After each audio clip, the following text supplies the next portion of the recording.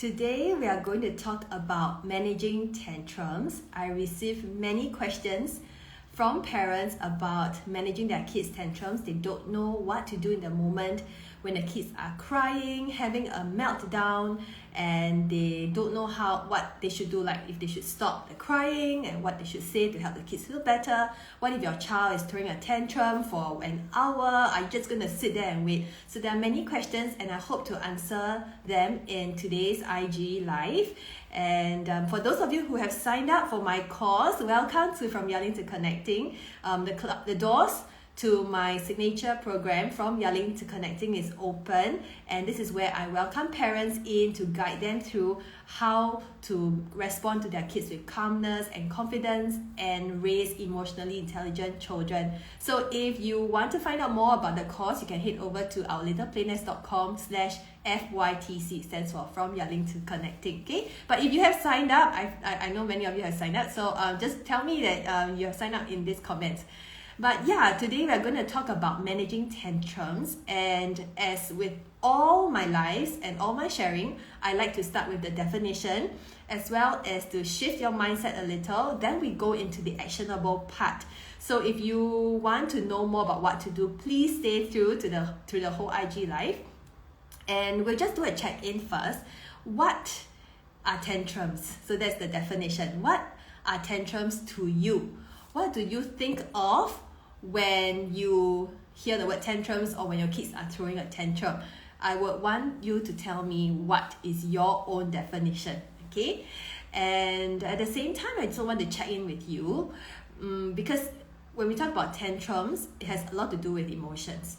So when was the last time you felt overpowering emotions in you?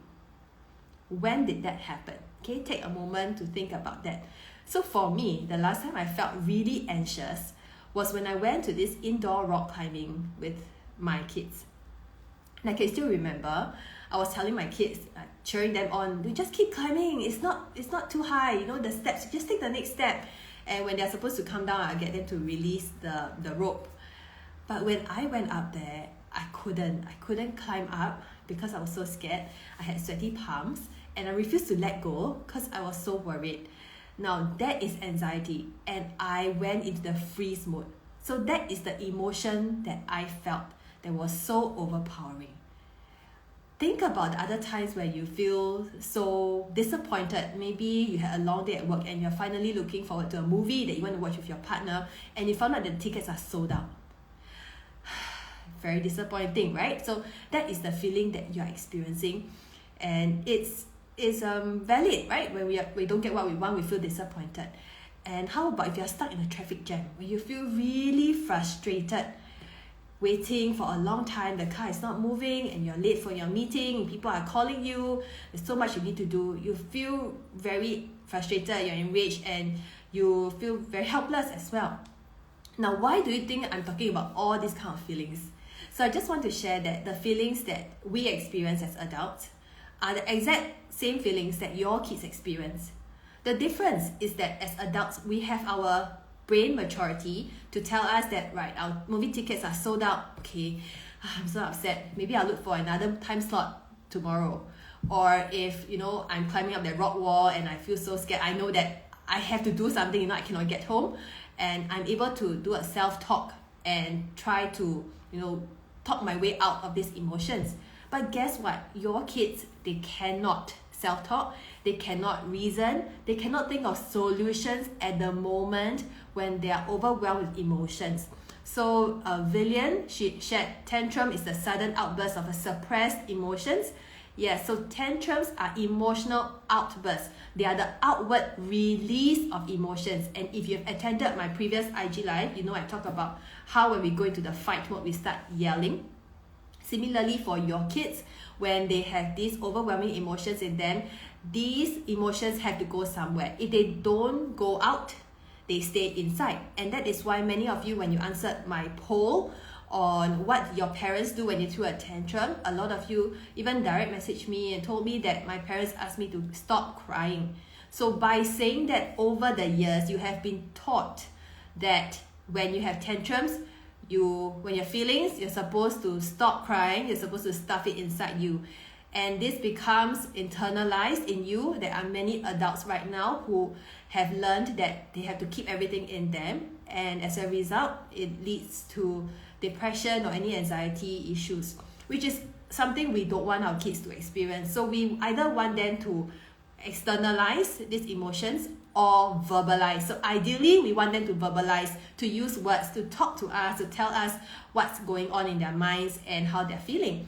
However, your 2-year-old, your preschooler, even your primary school age kids might find it hard to use the words to express themselves. So can you see that when kids experience the big emotions, but they don't have the ability to regulate and talk through it, but they still need to release it? So what happens? They throw a tantrum. These tantrums are behaviors for them to feel better, to cope. Your job now is to bridge the gap between their big feelings as well as their inability to regulate. So that's where you come in and you play a very important role to accept your kids' feelings, let them know that yes, it's disappointing, it's upsetting, they don't get the blue cup that they want, there is no chicken rice at the store and they're feeling upset. These are all real feelings, like I mentioned at the beginning of this IG Live. We all have feelings. Why do we need to fault our kids for having feelings when we ourselves as adults have these feelings as well? The difference is that we are mature enough to talk through it, and the kids don't have that maturity. So your job is to accept the feelings and at the same time bridge the gap between their feelings and their inability to regulate, and help them learn how to acknowledge their feelings and learn self-regulation skills. It sounds very difficult to do, but let me break it down for you step by step. So I just want to highlight to you that your kids are not giving you a hard time. They themselves are having a hard time. If you can think of this mantra when you see your kids having a meltdown, that is a time for you to pause before you respond. So when you are feeling stressed, cortisol goes into your bloodstream and you see the situation as an emergency and you want to yell at them, you want to stop them from crying because the cries trigger you and you feel this need to fix the problem immediately. What if I tell you you don't have to fix it immediately? What if I tell you that you can allow them to cry? What if I tell you that crying is healthy, it's developmental, and it helps the kids work on their emotion regulation? So whatever you have been taught or how you were treated when you threw a tantrum when you were younger, you don't have to follow that. You can disconnect that from your minds and move on to come to terms with cries and tantrums and the meltdowns. Know that, oh, my child is throwing a tantrum, he's learning, he's having a hard time, he has big emotions. How can I help him? Can you see the shift? So instead of stopping him and making him suppress the emotions, which is not healthy, we want to talk to our kids and help them manage those emotions. So you come in as the teacher. I want you to be an influencer. Yes. So I want you to influence your child to learn to calm down. Can you do that? Okay. So how do you calm down? I know it's really hard. Many parents will tell me that I tried, Justine, I watched your IG Live and I read the books that you recommended, but when they are really crying, I just cannot. Now, it's not that you cannot, it's you cannot do it yet. It's like developing a growth mindset and to tell yourself that my kids need a lot of practice as well, just like you. Do you know that if it takes a lot for you to stop yelling at them, it is equally difficult for them to stop crying? So it's not fair for us to think that we are allowed to yell, but they are not allowed to express themselves. We are allowed to yell to cope, but they are not allowed to release their emotions to cope. Can you see that they are also learning as well? Okay, so let's go into the actionable part. What do you do during the tantrums? And my number one tip here is to stay calm. I cannot emphasize this enough. When you are calm, your children take in your calmness and your sturdy leadership, and you become the influencer. You influence your child to be calm and let your child see that there's no need to cry. This is something that's upsetting you. I understand. You need to do whatever it takes to stay calm. It's a tall order. It's very difficult. So I'm going to share a few tips here. Okay, we talk about why is it so difficult for you to stay calm, and it has to do with your baggages when you were a child. So that's my number one tip, to really come to terms with those. Talk to your partner, talk to your friends, talk to anyone you can trust, to talk about how was it for you when you were a child. So once it's out, you kind of feel better and feel heard, and it makes it easier for you when you see the next time your child is crying. You remember, okay, this is not what I want. I don't want my kids to stuff it inside them like what I did. So you can parent in another way, okay? Now, the second tip is when I say do what it takes, so a lot of times when people are very stressed and triggered, you need to trick your body to let your body know that it's not an emergency, it's not stressful. And one way is to do breathing. So when you breathe in. Okay, firstly, you are widening the gap between your triggers and your reaction. And secondly, you're actually tricking the brain to activate the parasympathetic nervous system, or PNS, which helps you to calm down and stay grounded, versus triggering the sympathetic nervous system that brings you to the fight, flight, freeze mode. So the breathing, it might sound like it doesn't help. It actually does help. So that's why when you go for yoga, you go for meditation, there's a lot of breathing, because you're trying to help the body to calm down and bring to a state of readiness, of receptiveness, and to be more open-minded, and to basically get out of the stress mode. Okay, so identify your baggages. Secondly, I want you to practice breathing and do whatever it takes to tell your body that it's not an emergency. Thirdly, it helps me, and a lot of parents as well, is to chant a mantra. So that statement that goes into your mind will also trick the body, or rewire your brain to tell yourself that this situation is not something I need to stress over. There's no need to release the cortisol into my bloodstream. So what you can do, some of the mantras that really help my students is this an emergency? Or my kids are not giving me a hard time, they are having a hard time. I am an adult. If I find it hard to stop yelling, they find it equally hard to stop crying. Okay, so when you make these kind of statements in your mind, it's much easier for you to move out of the fight, flight mode. If you have a mantra, please share with all of us here. Type it in the comments. I think that a lot of us can benefit from your sharing. So, and this is exactly what I do in From Yelling to Connecting, where I teach parents how to rewire their brain and see that their kids are acting out or having this misbehavior simply because they themselves are not able to regulate their emotions. So if you can understand the needs behind your child's behavior, like why are they having a meltdown, why are they not listening to me, why are they defiant, why are they still throwing the food on the floor when I tell them not to. If you can understand the underlying need, then you can address these needs. Some of us, we tend to just stop the behavior, like getting the kids to stop crying, stop throwing their food, we take their food away, or we punish them, we yell at them, we want them to stop the behavior, but we don't address the underlying root cause, and then it will manifest in other behaviors.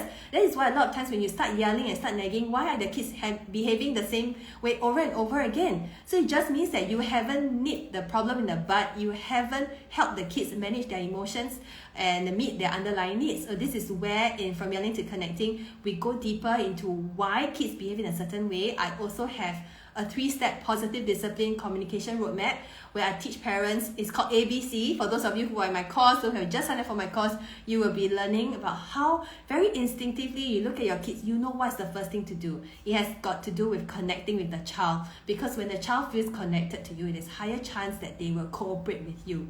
Okay, so I've helped like hot-tempered dads and moms come together to transform their home. I even help grandparents to learn to manage their grandkids. And this is one question a lot of parents ask me. My kids throw a tantrum, but I am able to be there to support, but my partner and my in-laws and my parents are not able to do so.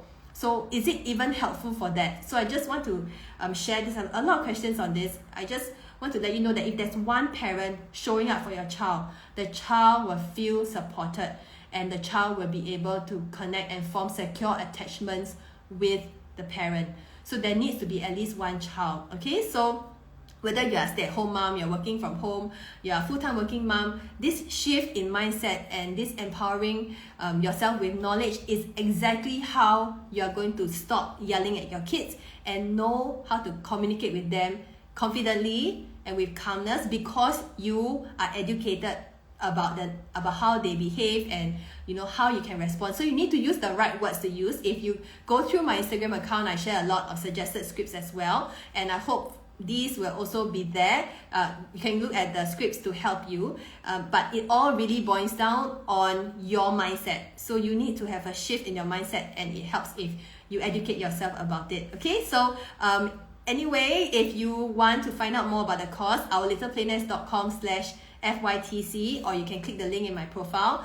I encourage you to come on board to join my community of positive parents, and hopefully this will really help you change and transform your family. Alright, so we talk about how parenting can actually be learned.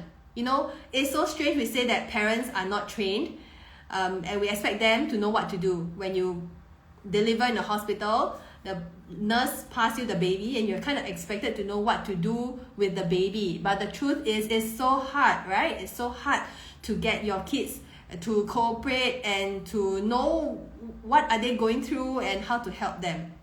Okay, so shift your mindset. So let me just recap for those who have just joined us. We talk about what are tantrums.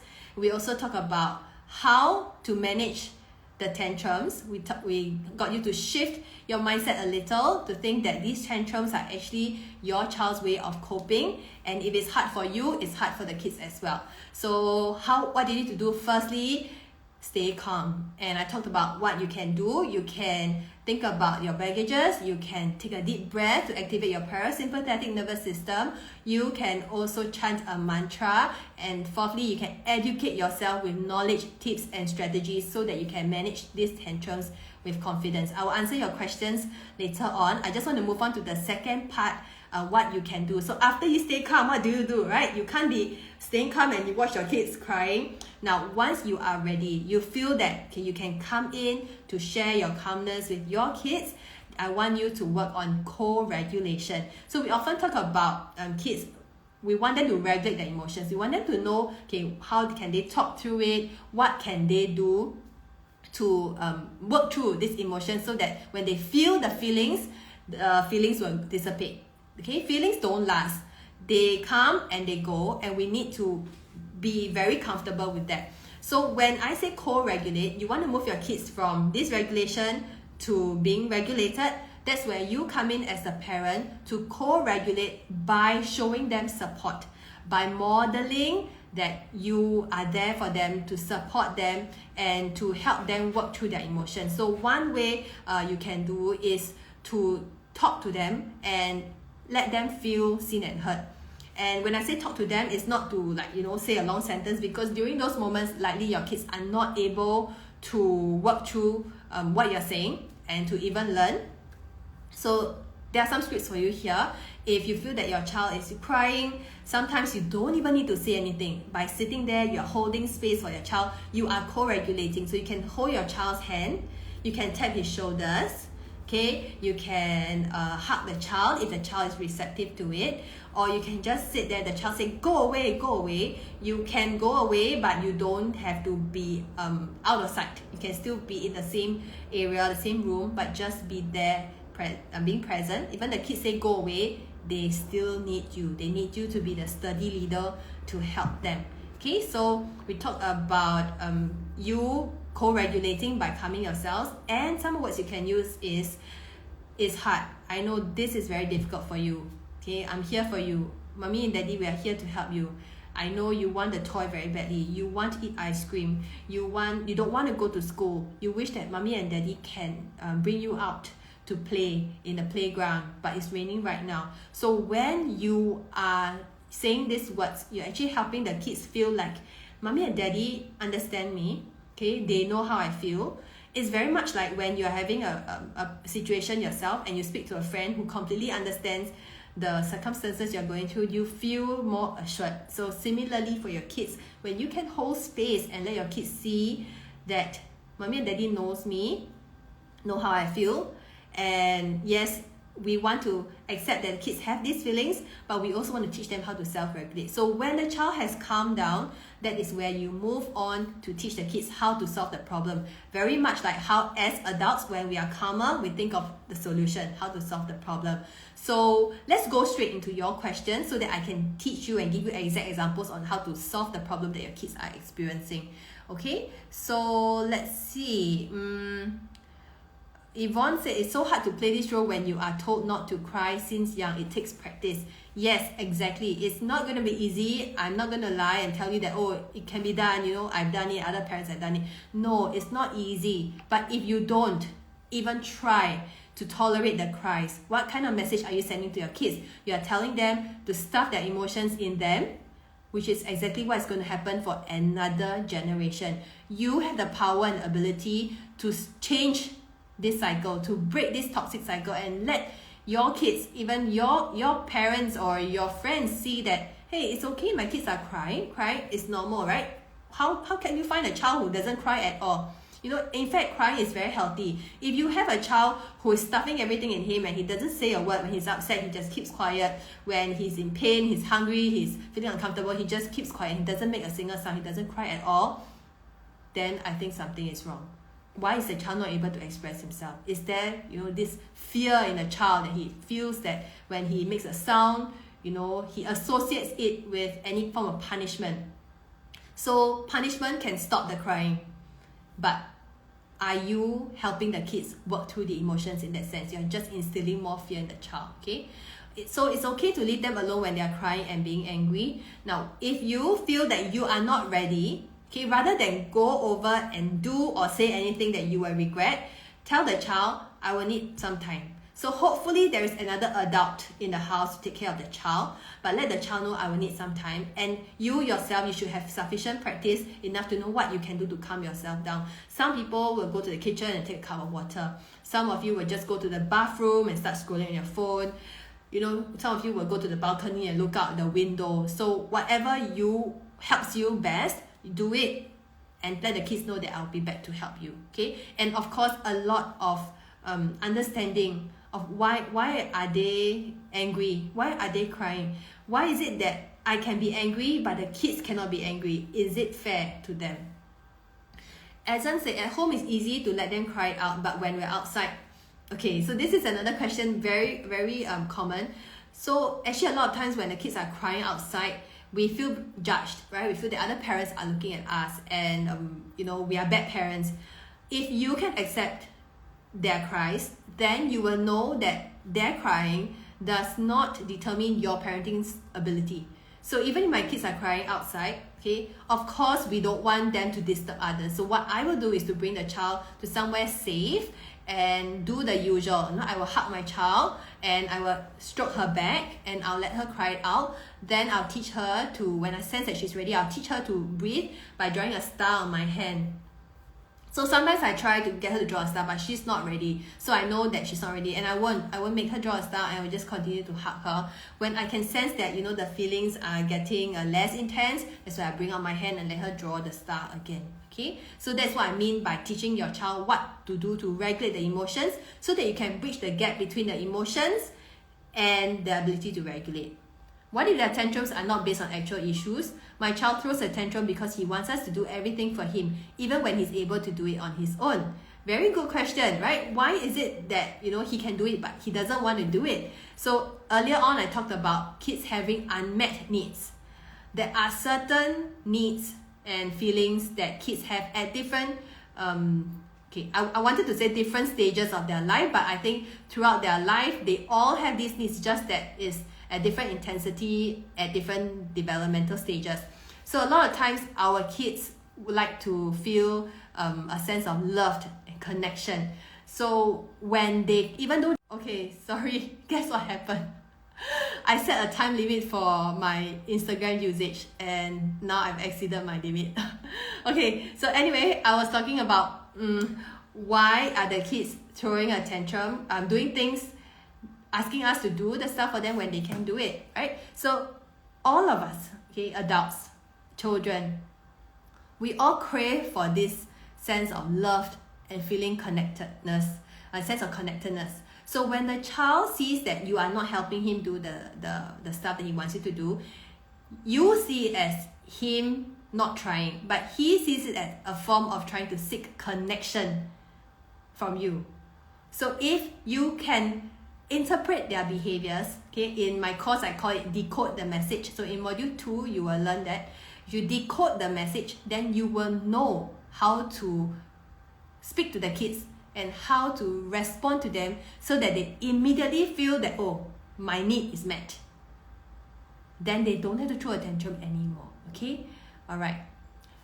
Li Shan shared a mantra, my child might be having a tough time in school today. Yeah. You know, as adults, we also have tough times, right? Like at home, or like me now, you see that I have a different background because I have been displaced from my workstation. My husband is down with COVID and it's exhausting. Yeah, alright, it's so tough. I don't know how you guys do it. So yeah, I'm having a tough time, and why can't my kids have a tough time as well? Okay, Glenda, what if we have been calm but it does not stop our child from her tantrums or reduce the frequency of the tantrums? Okay, so when kids throw tantrums, remember we talked there are emotional outbursts, right? If the child is constantly having these tantrums, that means the child is still trying to release it. The child doesn't feel comforted. So perhaps, okay, it also depends on the ages of the kid. It depends on the temperament of the child as well. So you can try different techniques to help the child feel better. So with all emotions, okay, our body works in a way to help us to cope and release the intense feelings. So if you can figure out a way that helps your kids best, then it'd be ideal, right? Then we can always refer back to that. But the thing is, our kids are not able to tell us. So if your kids are old enough, you can talk to the child. So what I do with my son is that I actually had this feelings poster when I get him to tell me, what do you want mommy and daddy to do when you are throwing a tantrum, when you're having a hard time? And my son will tell me to hug him. So when I know it happens, I will hug him. So if your child is throwing a tantrum, what does your child want you to do? Maybe the child wants you to count to 10, or maybe the child wants a hug, or the child wants you to take a stuffed toy. So it's important for you to firstly understand the temperament of your kids and also help your kids with regulating their emotions, not during the moment, not during the tantrum, but outside the moment when the kids are calmer, they're more receptive, and that's the best time for you to teach. So a lot of times we teach only when the child is ready, okay? Yvonne shared a mantra, I don't want him to grow up to be like me. I want to be there to support him now so that when he grows up, he will look for me when he needs support. I think, given our world right now, kids have access to so much information and the social media is really not helping. So if the kids are going to face some difficulty in school, if they're bullied, they're harassed, or even they're molested, who do we want them to go to? If they are fearful of us, they may not tell us. They will tell somebody online or their friends who make them feel more assured.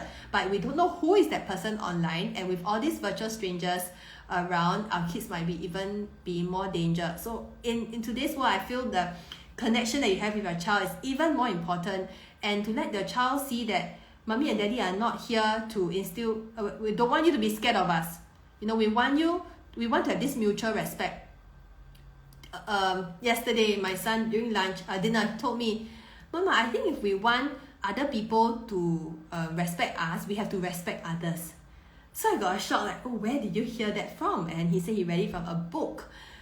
And that was a really good teachable moment for me to talk to him about what it means to respect. And I gave him concrete examples, and I told him, I want to respect you, and it's more than just saying, it's more of what we do. That's why I always hear you out. I gave you the autonomy to choose what you need to do, and I put in strict boundaries because I know that is going to be helpful for you, but we can open and work around it.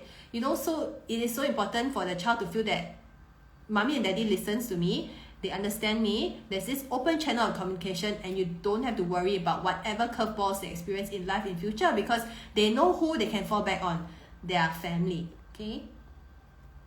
Another question, he will throw tantrums and beat us and start screaming. How to control him?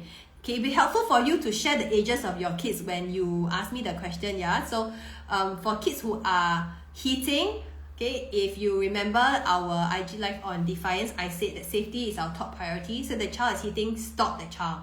Okay, you might even need to hold the child if there's some kind of violence and aggressive behavior, simply because we don't want your child to hurt anyone or hurt himself or to destroy any property in the house. So it's important to hold the child and let the child scream in a safe space. Only when the child is feeling better, that's why you can come in to co-regulate and talk to your child what you can help him feel better. I know it's hard. You are very angry right now. You wish that little sister didn't destroy your Lego structure, and now you've spent few days building and it's now all gone. If I were you, I would feel very upset as well. So saying words like that, your ultimate goal is for the child to feel seen and heard and connected to you, and that is how you can then proceed to teach the child. Okay, we are not able to control our kids. We can only connect with them and let them be the ones to take control of their own bodies. Alright. I try to let my 2-year-old release his emotions and not stopping him from crying. I'll be there with him when he has his meltdowns, but after a while, it does not stop. If I try to distract him, will it seem like I'm brushing off his emotions, or should I wait it out? Okay, so since you gave me the age of your kids, your child is 2-year-old, and at 2-year-old, I feel it's still okay to offer some form of distraction and wait for the child to be ready. And so the most critical part here is to process the situation with your child after he's crying. Okay, so you can distract him a bit and then talk about what happened and do a pretend play to try out. So if your child is older than 2, I think we can start teaching them how to work through their emotions. If you have some techniques up your sleeves, like I told you, drawing a star, breathing. Okay, so when you breathe in and out, like I mentioned earlier, you're activating your nervous system to calm down, and that will be helpful for your kids as well. Would these techniques apply for kids below 2 years old? Your co-regulation, your calm presence will help your kids, whether they are infant, they are 2 years old, less than 2 years old or older, because they are very easily influenced by you, and they are actually watching us as adults, whether we can manage the situations, we can be comfortable with their cries. So if you can stay calm, you can co-regulate with your kids and even tell your infant, yeah, I'm changing your diaper and you're very angry, you want to drink milk right now. When you're staying calm and you're talking through it, you're calming yourself down firstly, and you're also letting them feel that, okay, there's this really, no rush, not a stressful situation, okay?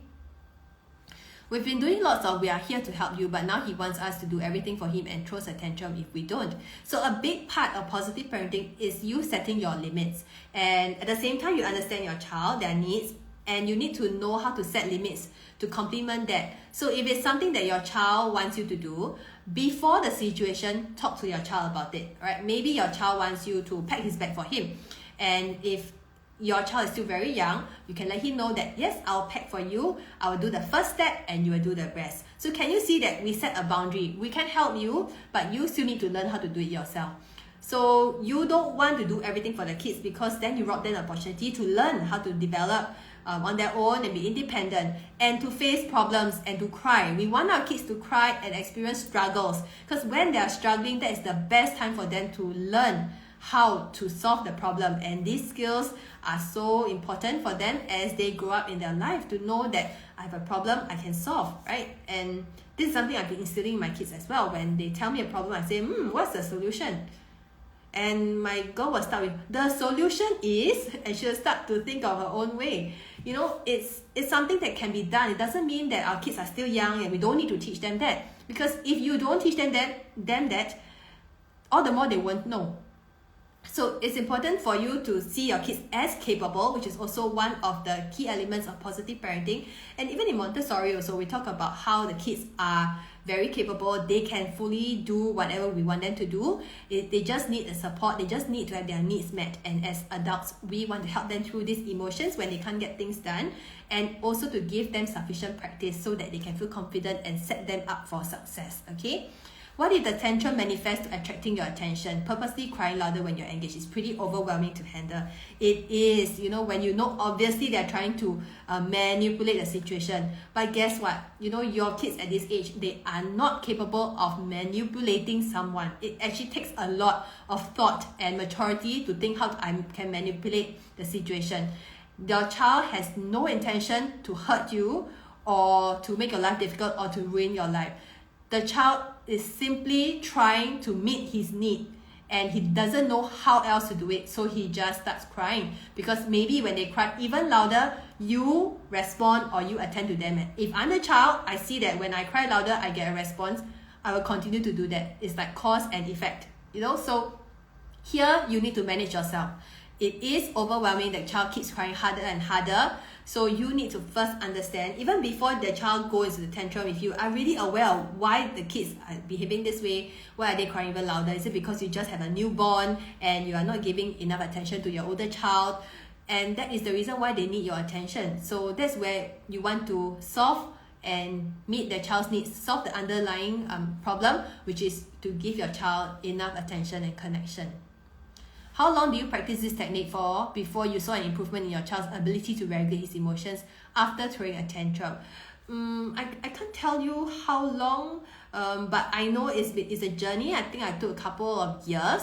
Yeah, even now actually, he is still learning, and I've seen a drastic change in my child, because he used to be very emotional. He's the kind who really cries very easily. He gets very aggressive, and I even felt like I did something wrong, when he was a toddler.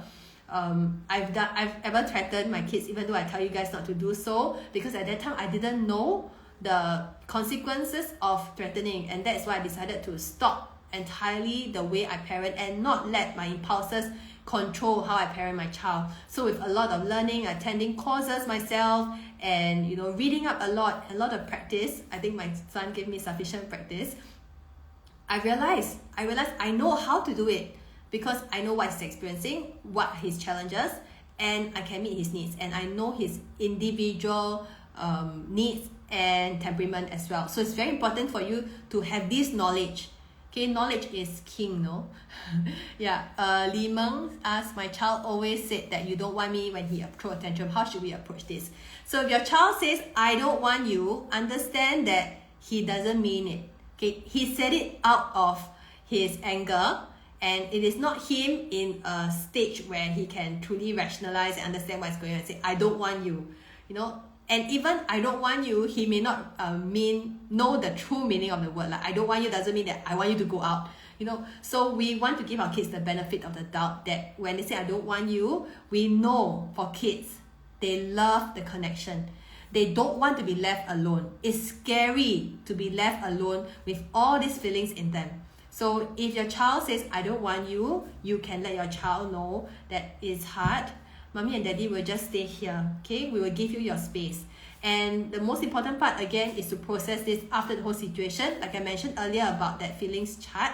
Ask a child, what do you want us to do? Do you really want us to leave the room? Okay, so if your kids are much older, maybe they are 8-9 years old, and they say, I want you to leave the room so that I have my own time.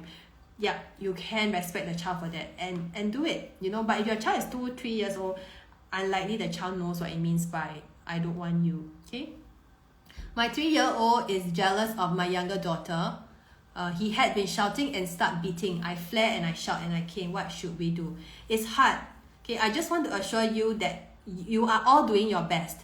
You are working, you have to take care of the house, you take care of the kids, take care of your work, to do the chores. There's so much that you have to do. I just want to assure you that it is not easy at all. So it takes a lot more for you to make time to learn. And if you know that your 3-year-old son is jealous of the younger daughter, equip yourself with skills and know that if he's jealous, I can meet his needs. I can talk to him. Are you feeling jealous? Can you draw out how jealous you are, or what color represents your jealousy? So you realize that when you give tips like that, or you guide the child through trying to communicate with you, then he feels seen and heard. And the child who is feeling jealous just wants your time and your attention. So this is a time also for the mommy to calm yourself down. Hopefully you have space and me time where you can, not feel so stressed out about work and home. Then spend one time with your 3-year-old son, okay? What if we are the only adults at home and we just need to calm ourselves down? If you are the only adult, then unfortunately you need to make sure that your kid is in a safe space. So if you have very young toddlers and you have like a playmat or playpen, you know that the child is safe there, then it's okay for you to take a short break, go to the bathroom or drink a cup of water. But if it's not safe for the kids, then it's dangerous for them to be alone. You need to make sure that your windows are closed, your scissors are not around. So basically safety is still very important. I realized that I've been angry and scolded my boys too much. That my elder boy associates anything with angry. Anything that he's upset with, he will show anger. Kids model after us. So they see how you respond to problems and they follow. So if they see you shouting all the time, they will shout. If they see you threatening all the time, they will threaten. If they see you hitting all the time, they will hit. They need to learn from somewhere, right? They can't be seeing you hit and think that, I need to use words to communicate with my younger sibling who takes my stuff. They can't. The only environment that your kids in are the one that's with you. And if you are not modeling appropriate behaviors, the kids are going to learn. They don't have a filter in their brain to tell them that, when my mom is angry and shouting, she doesn't mean it and I should not be doing that. Who is there to tell them that they should not be yelling? They just absorb whatever that they see in their environment. So it's so important for you to model the right behavior, and you need to start somewhere, right? You can't think that, my kids are older, they will know what to do, they will not be shouting. But by then, those behaviors can already be in their subconscious. Just like how you know that in your subconscious you are always told to stop crying when you threw a tantrum, okay? How to explain to my child that he's sick and cannot take sweet stuff? He cry and whine until he get what he wants. So it's important for you to set your boundary. If the child is not allowed to take any sweet stuff and that he's sick, then that's your boundary. We are not going to have you take the sweet. You are sick. When you feel better, you will get it. You only explain to the child when the child is ready to listen. So if the child is crying and whining, this is a time where you calm yourselves down. That's one. Then you co-regulate and tell the child it's upset. You want the sweet so much. Your favorite sweet is the lollipop. And we have 3 lollipops and you're so upset you can't even eat them. So that's where the first part comes in. You connect with the child to let the child feel that, okay, mommy and daddy knows me. Okay, they know I want the lollipop. You can even say things like, these are the lollipops. I'm going to put it here. Nobody else is going to take it. And let your child know when can you have the sweet. Yeah. So your boundaries are so important in helping the kids know how to work around the limits and solve problems. Okay. All right. I'm just going to answer a couple more. Is it okay if I let my kid continue the tantrum? I let her see me eat Ben and Jerry happily. Usually after hugs and consoling doesn't work, I let her watch me eat ice cream and making funny face. So yeah, as long as the child is calmer, the most important part is to process what happened with the child. So talk about it. Like earlier on, when I told you to switch off the TV and you didn't want to switch off the TV and you're feeling very upset, can you tell me more about it? Mommy and Daddy, we are here to hear you. So this is how you also model respectfulness, okay? My girl often says, I'm so angry when things are not in her way. She doesn't shout or cry but consistently say, Mommy, I'm so angry. What can I do? My first response to your girl is, thank you for using words to tell me that you're angry. We want the child to know that is how we want them to respond. So let the child know that you are feeling angry and let's think of it together. Okay, I'm here with you. Tell me more about what happened. So you're angry. Let's write down what can we do when we are angry. How can we solve this problem? So in the past, not in the past, but I still have this orange book with my kids. In the past, we write down when we have problems. We write down what should we do when we are angry. And we'll go through and say, this doesn't work, cross. This doesn't work, cross. Oh, this works. Let's do it. So you can definitely make use of little strategies like that. I love to give actionable strategies because I feel like I know exactly how you guys are feeling, and I don't want to just hear all the theories. I want to know exactly what to do. This is something very critical very important for me, because as someone who has been in the trenches, I know exactly like what I need. Okay, so this is something I do a lot in my course as well. Yeah, okay. My firstborn wants me to treat him like the only child when he isn't. He gets 80% attention, still massive tantrums. So in this case, if he's getting the attention, okay, of course, firstly, we need to understand that as a firstborn, it's very tough for them. Like they got all the attention and suddenly the siblings come in and they didn't want to ask for you to have siblings, right? For him to have siblings. So maybe what I can share here is to find out what is your love language of your child. So to the child, if his dominant love language is quality time and you are constantly buying him gifts or using words of affirmation like saying, I love you so much. But if his love language is quality time, then you want to spend quality time with the child, okay? My 6-year-old is done with COVID isolation. There were too many times that he's having tantrums and meltdowns. How do I handle him for the next few days? So tough, right? So tough. I think I know how it feels because my son last year he was down with COVID. Granted he's older, he's 7 years old then. So over here, if your child is having this meltdown and tantrum, I would say let him release it because he's in a very safe space at home. So there is no need to like stop him from crying. Then work through it with him. I know, if his isolation is very hard for you to like give him a hug or communicate with him.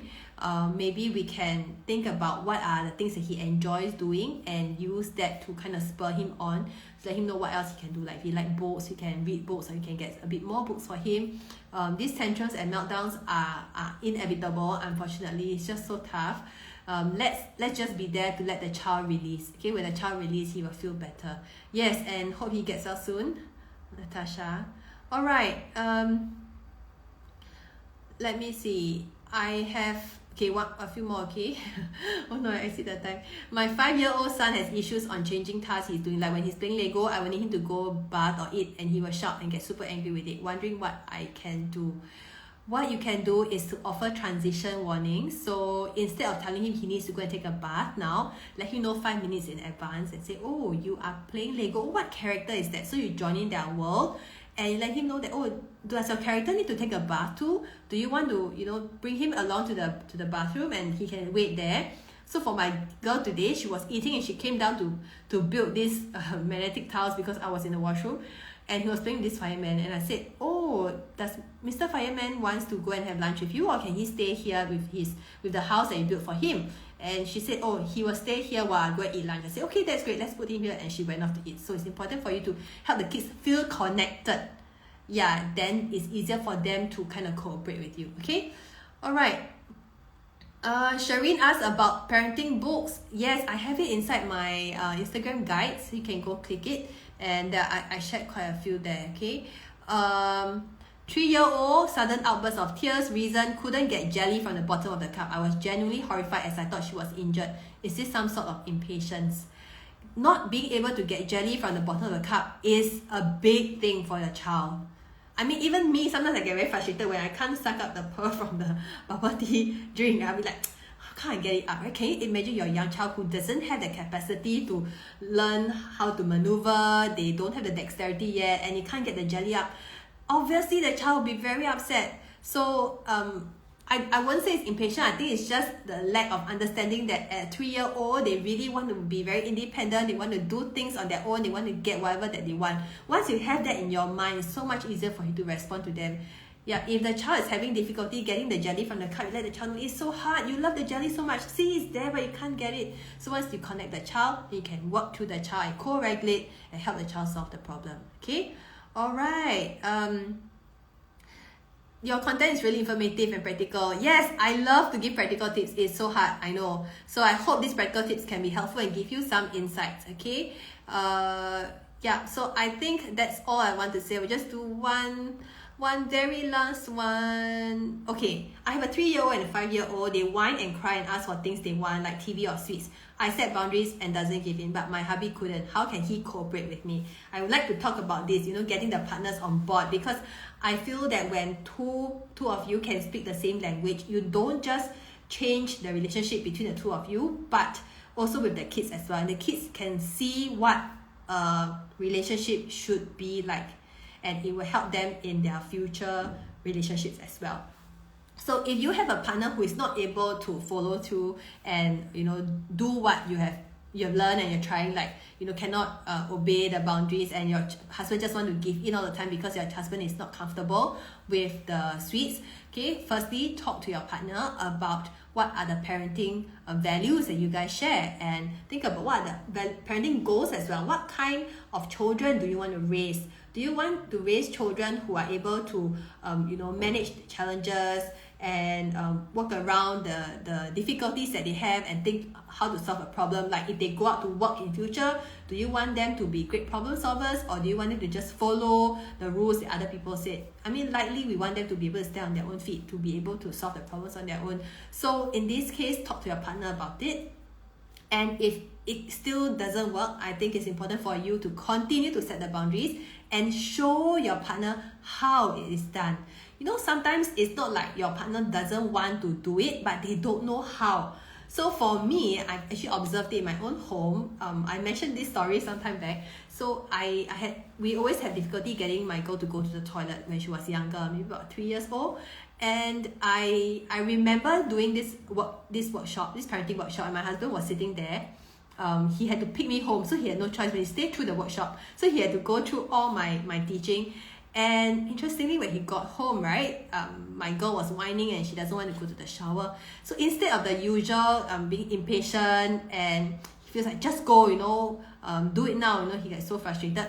But he actually bent down, he looked at her, and he said, do you want to hop to the toilet or roll to the toilet? I got a shock. I was in a room.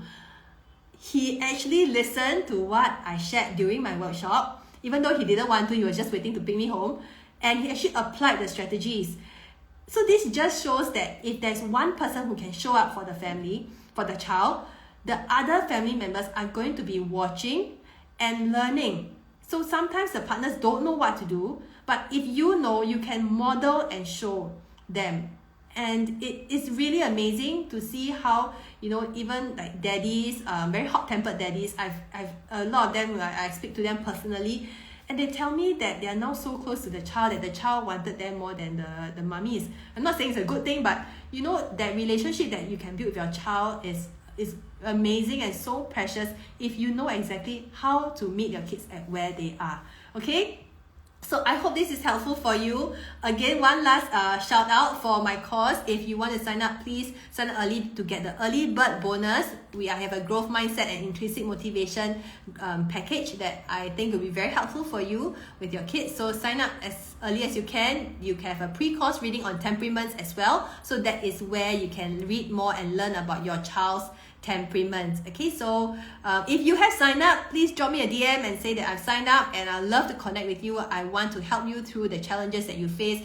I'm going to give you very actionable tips like what I've been doing, as well as to shift your mindset to help you see that it's really not that hard if you make time to learn. Now, if you think that by joining the course there will be no tantrums, then sorry, that's not what you're going to expect, okay? Because tantrums are healthy, and I stand by that. I want you to know that tantrums are your kids' way of expressing, and I'd rather your kids express and rather than keep it in them, than stuff it in them, okay?